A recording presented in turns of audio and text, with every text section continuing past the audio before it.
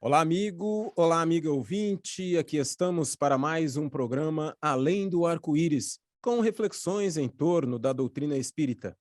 Rogamos ao Senhor da vida, abençoe os nossos propósitos de bem servir. Apresentaremos mais um estudo de caso, dando continuidade a informações sobre a realidade espiritual. E se por um acaso você tem alguma sugestão para o nosso programa, envie seu e-mail para carloseduluz@uol.com.br, carloseduluz@uol.com.br. E o título de hoje, A Morte Passo a Passo, segunda parte. Há pessoas que nascem com fé inata. Ainda que venham a professar determinada doutrina religiosa, não dependem dela para se manterem conectados com as forças espirituais. Tamanha é a confiança que têm no Criador e em seus mensageiros. Essa forte convicção lhes proporciona resignação ante os fatos adversos e, claro, entendimento das leis universais. São providos do que costumamos chamar de profunda fé. Nada as abala. Como adquiriram tais qualidades? Não se trata de privilégio concedido como se fossem escolhidas a dedo pela divindade, pois somos todos iguais perante Deus. Têm essa fé inabalável porque no passado enfrentaram situações difíceis que as levaram a cultivar sólidas ligações com a espiritualidade, como quem se apega a uma tábua salvadora em um naufrágio. Assim, voltam a essa vida já com inabalável convicção. Essas criaturas falam da continuidade da vida com naturalidade, segurança e certeza. É uma questão de fé? Sim, mas uma fé calcada na plena consciência da grandiosidade da vida, que não dispensa a razão. Uma fé baseada em fatos vividos nesta e em vidas anteriores. Espíritas são providos dessa fé inabalável? Não apenas os espíritas. Seria inadmissível presunção atribuir apenas aos espíritas o equilíbrio e a serenidade diante da morte. Inúmeros profitentes de outras crenças são dotados desse mesmo comportamento, inexplicável para alguns, mas perfeitamente entendíveis para os que já se iniciaram nos passos da espiritualidade. Quando me interesso pelos hábitos e modo de viver de país desconhecido, como devo me comportar? Comunicando-me com os habitantes de lá, ou lendo seus relatos e mensagens. É o que acontece com os que se prestam a conversar com aqueles que já passaram para o outro lado da vida. Quando entramos em contato com o continente espiritual, obtemos preciosas informações de como é do lado de lá. Esses relatos sustentam a convicção espírita na sobrevivência do espírito, diante de incontestáveis provas daqueles que partiram e voltam para dar seus testemunhos inquestionáveis. Finalmente, temos que nos lembrar de infalível método que nos dá, intimamente, a plena certeza da continuidade da vida após a morte. O sentimento. Quem ama pode detectar a presença imperceptível da criatura amada. É como se fosse um sexto sentido que a faz perceber e permutar impressões sublimes com aqueles que já partiram, na certeza do breve reencontro.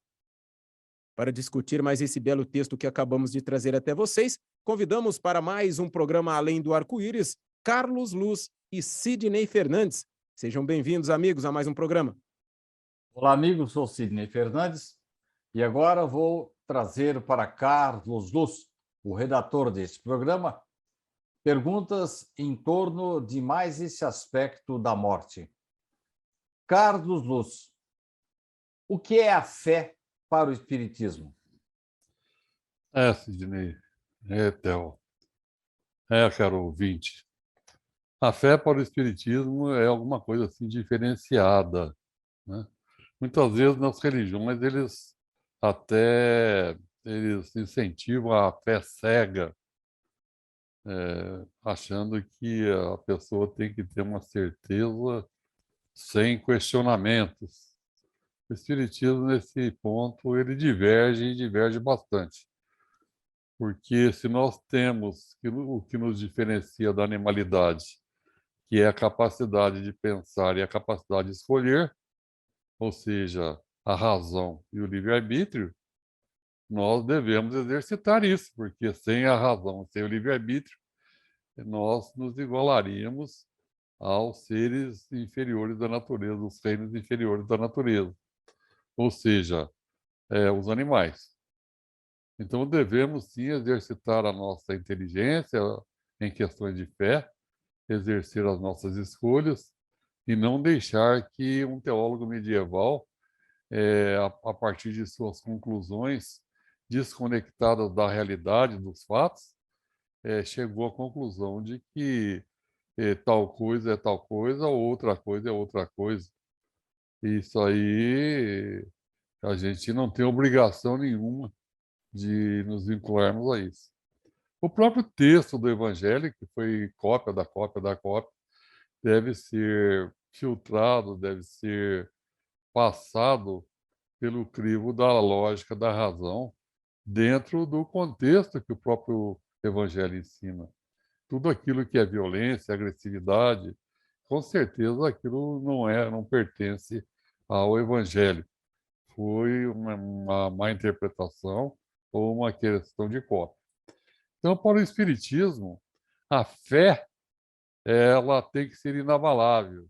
E para que ela seja inabalável, ela deve poder encarar face a face a razão em qualquer época, né? Então, é como se escrevia assim no século XIX, até com redundância, que nós devemos entender até como um reforço, encarar face a face. Encarar é sempre face a face, né? Mas vamos entender isso aí como uma ação pedagógica, né, de Kardec, é, sublinhando essa questão de que a fé deve ser raciocinada, deve ser movida, ela deve existir por razões palatáveis ao nosso raciocínio, e não como são os dogmas que são o eclipse da razão, né? E esses dogmas criados pelos teólogos existem. Aí alguém poderia dizer, mas existe o dogma da reencarnação no Espiritismo. Nós usamos a palavra dogma para reencarnação, uma extensão da linguagem, né? Na verdade, a reencarnação é uma realidade biológica, ela é fundamentada em N fatos, em N casos de crianças que espontaneamente se lembram de ter vivido vidas passadas e outras explicações também calcadas em motivos racionais e objetivos. Então, a fé tem que ser raciocinada, o objeto de nossa fé tem que ser fundamentada na racionalidade. Esse é o grande diferencial do Espiritismo em relação a outras profissões religiosas. Carlos, quando eu era pequeno, apareceu uma senhora na minha casa que havia comparecido, ela tinha ido a Tambaú em busca de uma bênção do padre Padre Donizete de Donizete. Lima. E ela levou uma garrafa de água e falou para minha mãe assim: olha aí, olha bem no meio da garrafa que você vai ver a imagem de Nossa Senhora de Fátima. Muito inconveniente, eu falei para minha mãe: mãe, eu não estou vendo nada aí não. A mulher ficou assim, muito constrangida, ofendida. Menino, é porque você não tem fé. Carlos, eu passei a vida inteira preocupado, porque a fortificação da minha fé não foi suficiente para eu ver a imagem de Nossa Senhora de Fátima naquela água da mulher. E eu lhe pergunto agora, qual o conselho que você me dá para melhorar a minha fé, Carlos, para fortificá-la e torná-la mais e mais inabalável, Carlos? Isso aí é um exercício da fortificação da fé, vem pelo conhecimento, pelo estudo, e esse conhecimento, esse estudo sendo transferido para os fatos que acontecem na nossa vida, confirmando ou não esse conhecimento teórico adquirido no estudo, na leitura, principalmente do Evangelho de Jesus. Então, a fé se solidifica na medida em que nós conhecemos, que nós estudamos, que nós nos empenhamos em observar em nossa volta as consequências dessa fé. Uma fé, por exemplo, na força da oração, né?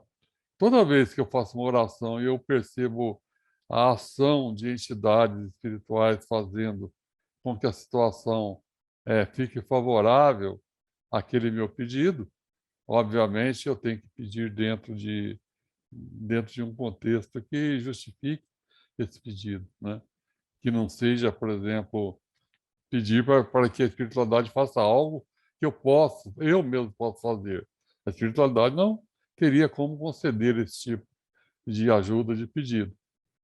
Agora, em uma situação em que eu me empenho, que eu procuro ajudar as pessoas, que eu não tenho objetivos egoístas e, e faço um pedido, né, como é citado o pedido do justo, né, nos termos do Evangelho, aí com certeza a gente vai sentir a ação de forças espirituais nos providenciando recurso e ajuda naquilo que a gente vai conseguindo.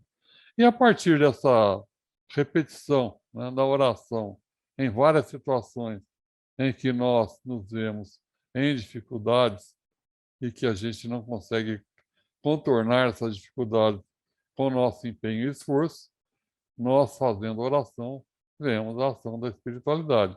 Isso aí vai dando, então, um histórico de que realmente existe uma correlação entre um pedido justo e uma resposta da espiritualidade. Então, a partir de muitas e muitas orações com resposta da espiritualidade, respostas objetivas, vai formando em mim uma convicção, uma crença de que realmente orar em situação de dificuldade resolve problemas que estariam além do alcance da minha competência, da minha força, da minha capacidade de resolver.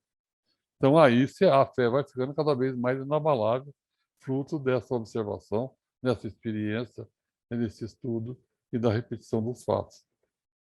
Carlos, Emmanuel diz que a fé, você tem que chegar num ponto em que não acredita mais, é que você sabe que aquilo está acontecendo dessa forma. Por outro lado, pelas palavras que você falou aí, pela sua digressão em torno desse assunto, eu estou chegando à conclusão, Carlos, de que a fé não dá para você colocar a goela abaixo. Então, voltando àquela situação daquela minha senhora que na minha infância mostrou uma garrafa de água lá, eu não vi Nossa Senhora de Fátima, não dá para você obrigar uma pessoa a ter fé. Pelo que eu estou percebendo do que você está falando, Carlos, a fé é muito mais uma atitude de comportamento, uma atitude ativa. E com o passar do tempo, quando eu corro atrás das minhas necessidades, do alívio para as minhas dores, ajuda para os meus entes queridos, naturalmente, com esse diálogo com a divindade, eu vou fortalecendo a minha fé. Seria mais ou menos isso, Carlos? E isso daria para nós, espíritas, aquela convicção, não mais eu acredito que exista plano espiritual, mas sim a absoluta certeza de que que a espiritualidade é uma realidade. Eu estou certo na minha conclusão, Carlos? É, essa questão está certíssimo, viu, Sidney? Essa questão, né, da realidade espiritual, né, ela surge, inclusive, uma questão, né? Por que que a gente tem certeza que as mensagens que chegam dos espíritos são realmente espíritos? Não é uma questão, chegam através de médiuns, né? Mas a mensagem dos espíritos, e não seriam, alguém podia questionar, mas será que não é a imaginação do médium, né? Kardec, para colocar as suas questões no Livro dos Espíritos e nos seus textos, ele fazia o questionamento ao mundo espiritual, às entidades espirituais, colhidas em vários centros espíritas, em várias localidades diferentes, com vários médios diferentes. E aquelas respostas que faziam um paralelo entre as respostas, nesse pareamento entre elas, as que batessem uma com a outra, ele colocava como sendo uma verdade. Isso é chamado de universalidade do ensino dos espíritos. Então, ele teve muito critério, muito cuidado, ele era um homem profundamente racional, né? E usava a inteligência, a competência, a capacidade científica que ele tinha de trabalhar em favor da codificação da doutrina espírita e colocando, então, essa certeza de que eram realmente os espíritos as mensagens e não de fruto de imaginação dos médiuns. Carlos, Ernesto Bozano traz em uma das suas obras vários casos de manifestações espontâneas. Eu não sei bem a pronúncia, você que é entendido no assunto, não sei se é rap ou raps, em que o espírito se manifestava espontaneamente. Uma pessoa, por exemplo, que estava desencarnando, ele vai atrás de uma senhora que tinha um medicamento que supostamente poderia curá-lo. Na noite do desencarne dele, ele vai lá, sobe a escada, todo mundo da casa ouve os passos dele, e ele bate na porta e a mulher abre e não tinha ninguém. E ele traz muitos casos assim espontâneos. Por outro lado, ele traz também informações trazidas pelos espíritos nas reuniões mediúnicas.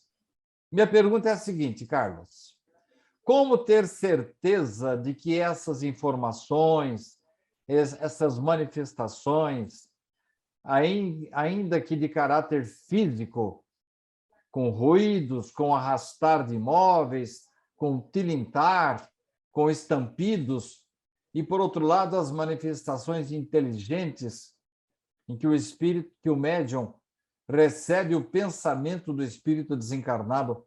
Como ter certeza de que isso é verdade, Carlos? É uma questão de fé? É a questão da universalidade, né, que a gente comentou, né, Sidney? É a questão da universalidade do ensino dos espíritos. Então, com o aspecto dos efeitos inteligentes, né, ou seja, subjetivos, fenômenos chamados subjetivos, então várias pessoas em vários locais diferentes, eles dando a mesma mensagem, essas mensagens sendo pareadas, nós podemos concluir, então, que ela veio da realidade espiritual. E com relação a essa questão dos fenômenos que acontecem no momento da morte, esses efeitos físicos, né, de parar o relógio na hora que o fulano desencarnou, exatamente naquele horário parou, né? Então, esses fenômenos na hora da morte, fenômenos de efeitos físicos, são muito comuns, são muito comuns no meio, né? No meio espírita, no meio do parapsicológico. A explicação que se tem é que, no momento do desencarne, o espírito leva ainda consigo ectoplasma, que é uma substância semimaterial. E esse ectoplasma, então, propicia a possibilidade dele agir no mundo material, produzindo ruído, batendo na porta ou parando o relógio, né? E então a explicação que se tem é essa, nesse, nesses fenômenos que acontecem na hora da morte. Carlos, não sei se você reparou, eu estou usando aqui uma camisa em comemoração aos 10 anos da Rádio SEAC e 8 anos da TV SEAC. Uma pergunta aí fora do contexto, Carlos. Você acha que depois do meu desencarne, se eu aparecer para o Theo lá com essa camiseta, ele vai deduzir que sou eu, Carlos? Ele pode identificar. Agora, podia ser também um sonho dele, uma questão onírica, né?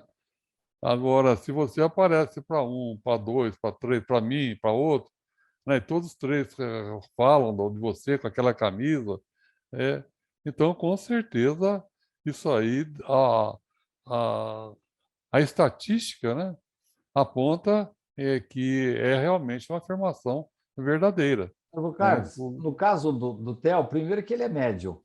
Segundo, que nós já combinamos que eu vou puxar o pé dele quando eu voltar lá para me identificar. E não sei se vai acontecer a mesma coisa com você, Carlos. Olha, olha, esse tipo de pacto aí gera obsessão, viu, ô Sidney?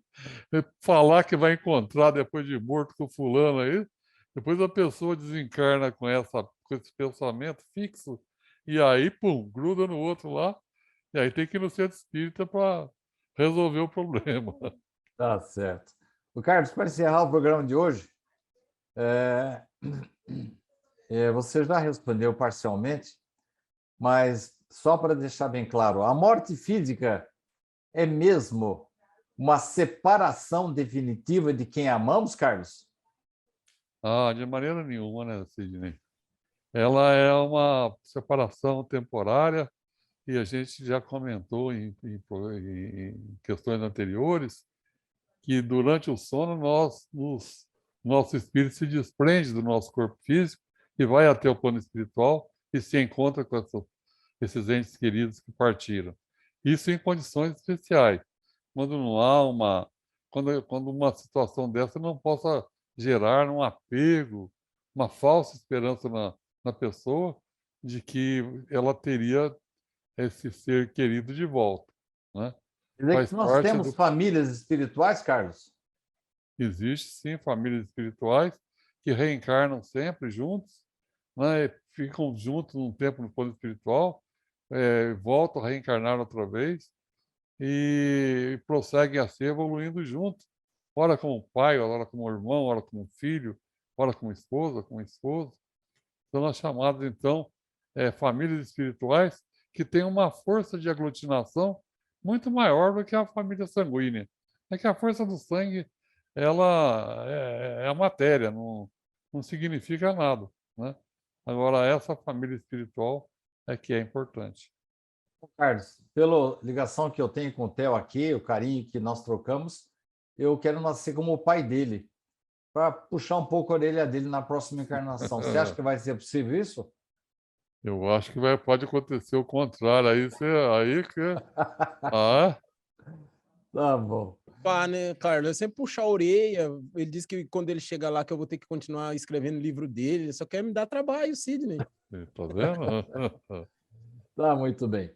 Carlos, obrigado pela sua participação, pela redação do nosso programa, sempre precisa, objetiva, competente. E nós agradecemos também aos caros ouvintes que estão nos acompanhando. E para encerramento do programa, eu passo de volta para o nosso estúdio, lá para o Theo Oliveira, agradecendo já a todos a audiência. E na semana que vem, eu, Carlos Luz e Theo Oliveira estaremos de volta. Com você, Theo. Obrigado, Sidney. Obrigado, Carlos. Obrigado vocês que nos acompanharam em mais um programa Além do Arco-Íris. E como o Sidney disse, a gente espera e muito estar junto com vocês na próxima semana para mais um programa Além do Arco-Íris. Até lá!